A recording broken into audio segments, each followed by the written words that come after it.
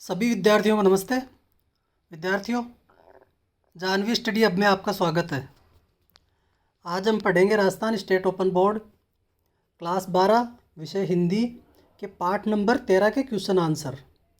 देखिए, कुछ पार्ट जो बीच में छूटे हुए हैं ना, जैसे कल 10वें पार्ट का करवाया था तो 11-12 नहीं मिला, पहला पार्ट नहीं मिला, तो इनके क्वेश्चन आंसर भी आपको जल्दी उपलब्ध करा दिए जाएंगे। तो विद्यार्थियों, शुरू करने से पहले आप सबसे विनती है कि आप चैनल को सब्सक्राइब कीजिए, अच्छा लगे तो लाइक कीजिए। तो यह है पार्ट नंबर 13, सुभद्रा कुमारी चौहान, और इसकी लेखिका है महादेवी वर्मा। तो क्वेश्चन नंबर 1, महादेवी वर्मा और सुभद्रा कुमारी के संबंध को किस कोटि में रखा जा सकता है? कि उन दोनों के संबंध को किस कोटि में रखा जा सकता है? तो इसका राइट आंसर है क, रागात्मक मित्र भाव का संबंध। क्वेश्चन नंबर 2 है, महादेवी कविता लिखने की बात क्यों नहीं स्वीकार करना चाहती थी? इसका राइट आंसर है गलत और गैर ज़रूरी बात मान जाती थी। देखो विद्यार्थियों, आपसे फिर एक बार अनुरोध है कि जिन जिन ने लेसन की एक बार रीडिंग नहीं की है वो लेसन की रीडिंग ज़रूर कीजिएगा, या तो अपनी नोटबुक से, या हमारे चैनल जानवी एजुकेशन ऐप पे भी ये पढ़ाया हुआ है, तो उसमें जाकर एक बार पाठ को ज़रूर पढ़ना। अब क्वेश्चन नंबर 3 है, लेखिका ने नारी के वीर भाव को उदात्त इसलिए माना है? इसका राइट आंसर है क, वह ममता सजल कल्याणी वीर भाव है। क्वेश्चन नंबर 4, सुभद्रा कुमारी घर और कारागार के बीच संतुलन स्थापित करने में कैसे सफल हुई? इसका राइट आंसर है घ, मानसिक धैर्य और दृढ़ निश्चय द्वारा, कि उसका मानसिक धैर्य भी अच्छा है और उसका निश्चय भी दृढ़ है। क्वेश्चन नंबर 5, सुभद्रा कुमारी ने अपने घर की छोटी सी सीमा में क्या क्या संग्रहित किया था? देखो, उसने गोबर के कंडे भी रखे थे, रंग बिरंगे फूल और तरकारियाँ, और गाय और बछड़ा। तो इसका राइट आंसर आएगा उपयुक्त सभी। भाई, उसने सभी रखे थे। क्वेश्चन नंबर 6, सुभद्रा कुमारी चौहान के जीवन में पत्नी के कौन से स्वरूप को उभारा गया है? कि उनमें पत्नी का कौन सा स्वरूप था? तो वो सहयोगी मित्र के रूप में इसका राइट आंसर आएगा।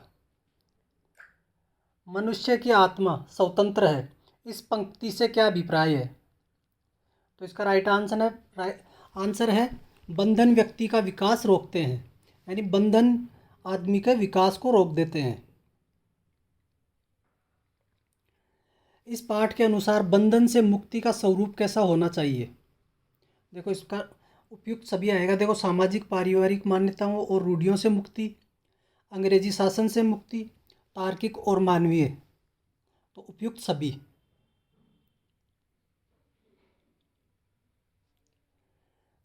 इस पाठ में साहित्य की किस विद्या के अंतर्गत रखा जाना चाहिए, स्पष्ट कीजिए। तो इसका उत्तर है, इस पाठ को साहित्य की संस्मरणात्मक रेखाचित्र विद्या के अंतर्गत रखा जाना चाहिए। इसमें साहित्य की दोनों विद्याएं, रेखाचित्र संस्मरण के तत्व शामिल है। सुभद्रा कुमारी को महादेवी वर्मा की कविताएं किस विषय की कॉपी में मिली? तो इसका उत्तर है, सुभद्रा कुमारी को महादेवी वर्मा की कविताएं गणित विषय की कॉपी में मिली। सुभद्रा कुमारी चौहान के पति का नाम क्या था? उत्तर, सुभद्रा कुमारी चौहान के पति का नाम लक्ष्मण सिंह था। लेखिका सुभद्रा कुमारी का वर्णन वीर गीतों की कवयित्री के रूप में क्यों नहीं करना चाहती? इसका उत्तर है, सुभद्रा कुमारी में जो ममतामयी माँ थी वह उनकी वीरता को उत्स भी और वात्सल्य भी ही कहा जा सकता है।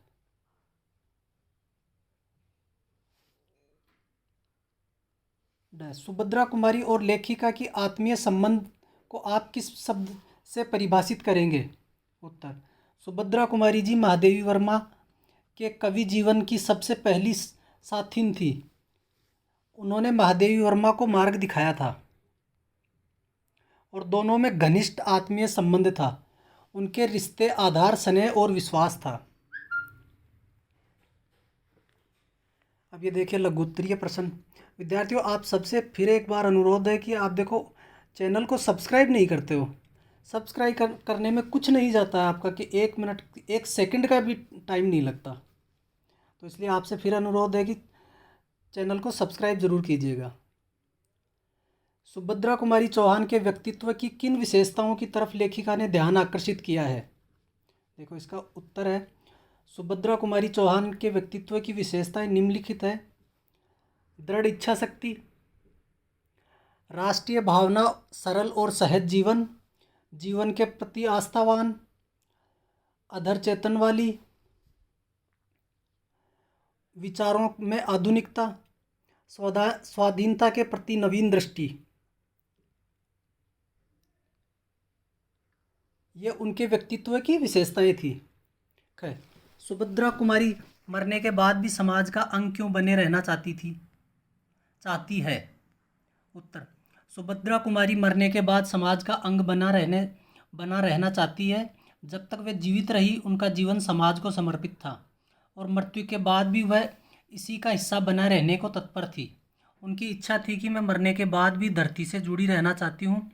मेरी समाधि पर रोज मेला लगता रहे, बच्चे खेलते रहे, स्त्रियां गाती रहे, शोरगुल होता रहे। इस प्रकार मृत्यु के उपरांत भी जीवन का उल्लास और उत्सव चलता रहे। समाज उनकी सार्थकता की कसौटी है, जिसे अपने विचारों और कार्यों के द्वारा वो बार बार प्रमाणित करती है। अब देखिए, जेल जीवन और गृहस्थी के बीच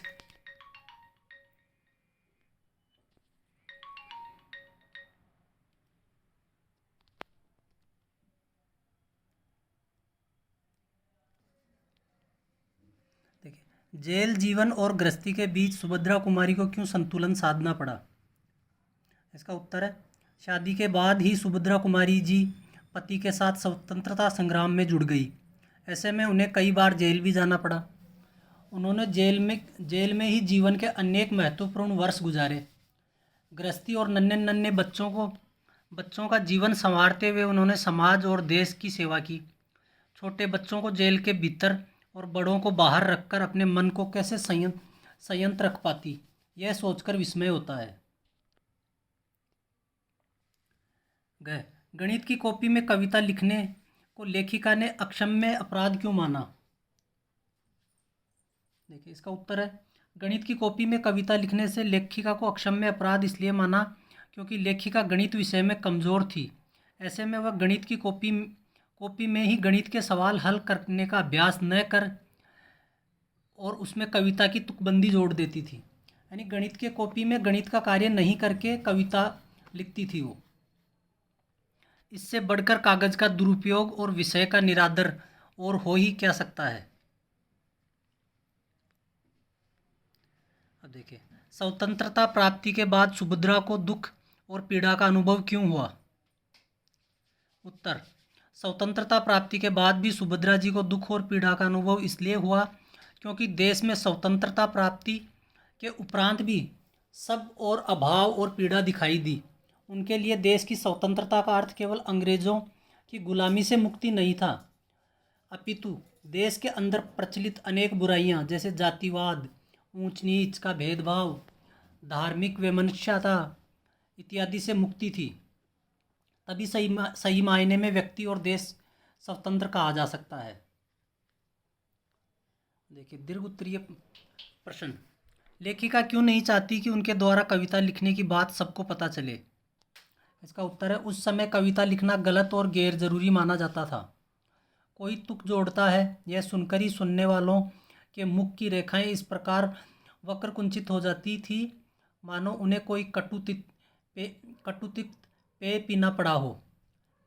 इसलिए लेखिका नहीं चाहती थी कि उनके द्वारा कविता लिखने की बात सबको पता चले। प्रश्न नंबर 2, सुभद्रा कुमारी के बाह्य रूप और आंतरिक गुणों की चर्चा कीजिए। सुभद्रा कुमारी का बाह्य रूप के अंतर्गत उनका मझोला कद, कृक्षदेयष्टि, गोल मुख, चौड़ा माथा, सरल भ्रुकुटियाँ, बड़ी